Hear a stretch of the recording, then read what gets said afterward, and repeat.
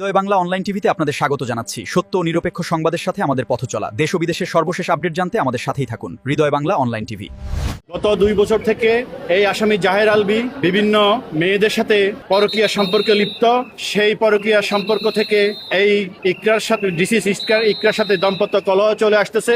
দীর্ঘ 2 বছর থেকে এই জাহের আলভী এই ডিসিজ ইকরাকে বিভিন্নভাবে শারীরিক ও মানসিক নির্যাতন করেন এবং আত্মহত্যায় প্ররোচনা করেন এবং বিভিন্ন সময়ে ডিসিজ ইকরাকে বলেন যে তুই মরে যা, তুই মরে গেলে আমি শান্তি পাবো, তুই আত্মহত্যা কর, এই ধরনের উস্কানিমূলক কথাবার্তা দিয়ে সংসারে একটা অশান্তি সৃষ্টি করে এবং এই ডিসিজকে আত্মহত্যায় প্ররোচনা করে।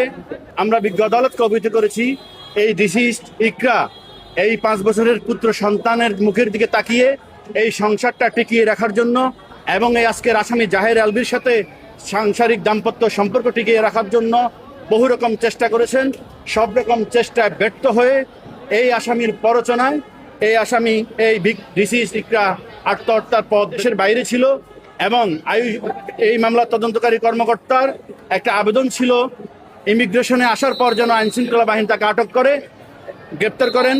বিজ্ঞ আদালত সেটা মঞ্জুর করেছেন।